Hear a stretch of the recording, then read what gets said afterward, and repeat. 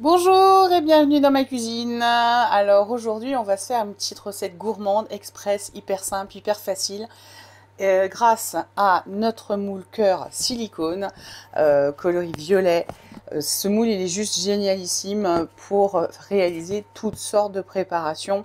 Moi je vais vous dire une chose, quand j'ai découvert Tupperware il y a une dizaine d'années, je crois que moi je l'avais en rouge déjà celui-là, pour vous dire à l'époque, je crois que c'est une des premières recettes. Alors je vais vous prouver ce que je vous dis, c'est l'état de ma feuille qui accompagne.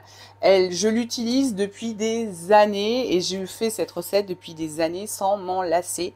Il y en a un qui adore il aime le chocolat, donc forcément un cœur fondant au chocolat, vous allez voir, c'est juste une tuerie réalisée en 2 temps 3 mouvements grâce à mon moule cœur silicone et à mon pichet micro-cook et également à mon fouet souple.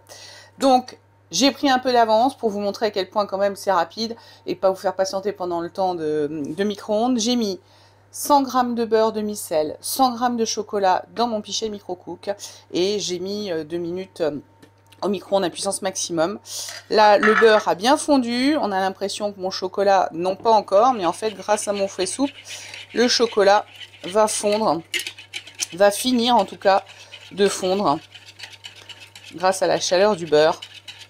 Et ça va nous donner un chocolat hyper fondant, hyper lisse. Voilà, vous voyez, je sais pas si il manque de lumière, mais en tout cas, voilà, notre chocolat, il est super fondant.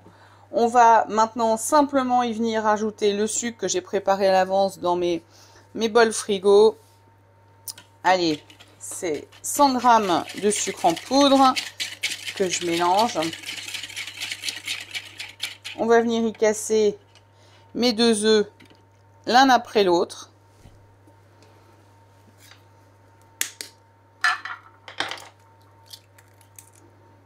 Et d'un.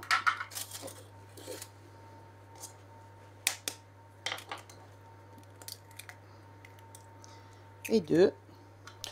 Bon, comme il n'y en a que 2, et on va fouetter ça. Et on va venir y rajouter 60 ml de farine qui est là. Ah ouais, on veut qu'il soit coulant, hein, donc pas beaucoup de farine, hein, sinon on n'aura plus ce côté coulant. L'avantage du pichet micro-cook, c'est qu'on fait tout dedans, que c'est un pichet, donc du coup pour verser dans notre moule, ça va être juste trop facile. On limite la vaisselle. Si on avait voulu, on aurait pu mélanger dans notre Speedy 2, mais voilà, pas besoin de faire de la vaisselle en plus.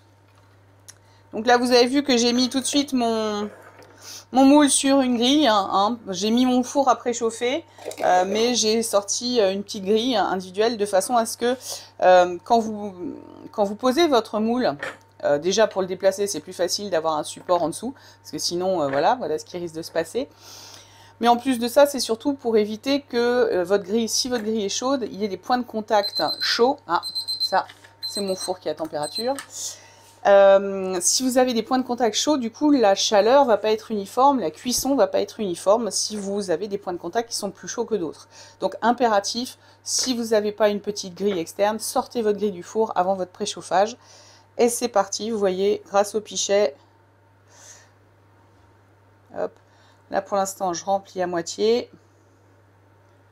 Donc, la préparation est clairement faite pour les 6 moules. Donc, on commence à remplir à moitié et on rajoute.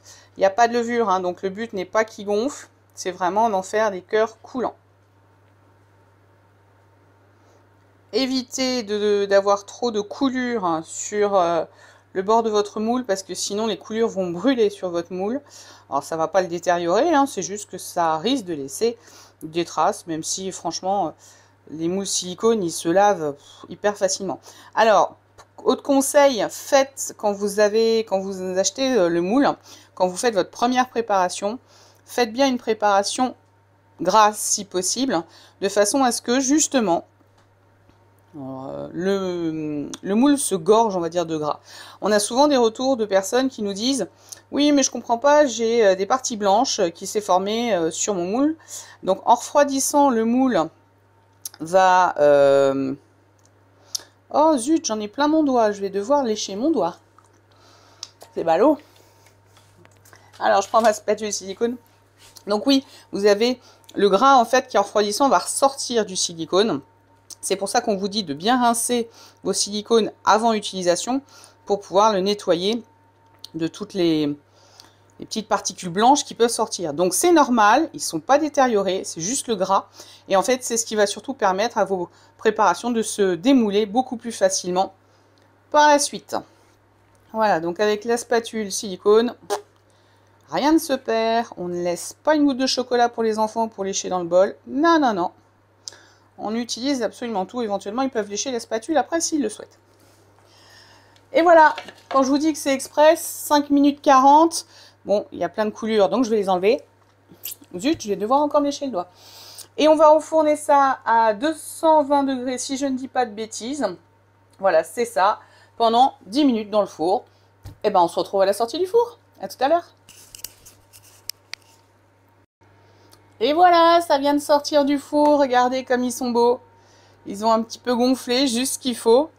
Et ben voilà, ils vont être prêts à déguster. Alors ce que je vous conseille de faire, c'est avec le pichet micro-cook, hein, vous le nettoyez et vous faites une crème anglaise avec ça, hyper facile. Si vous voulez, je vous la fais à l'occasion et même peut-être tout à l'heure. Allez, je le démoule, je vous fais une jolie petite photo dans mon assiette hein, et je vous montre à quoi ça ressemble hein, une fois qu'on a mis la cuillère dedans. Allez, à tout de suite!